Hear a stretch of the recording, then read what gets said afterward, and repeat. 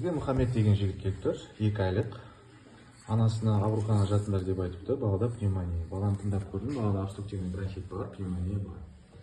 Рентген түсірген, рентгенмен подтверждение болып тұр. Бірақ қараңыздар, балада одышка, дыхательная недостаточность ондай жоқ.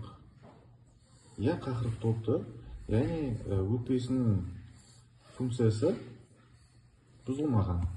Өкпесі жақсы. Я қақырық толып тұр, я пневмония бар.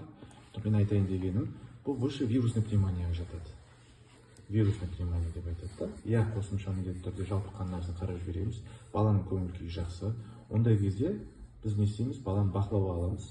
Күнде келеді, ингаляция массаждан кейін күнде кіріп, анасынан не жегенін сұраймыз. Өйткені мұнда не істеу керек? Қақырықты одан сайын көбейіп жіберетін тамақтардан сақ болу керек. Балдар өздері 5 жасқа дейін қақырықтарын шығара алмайды.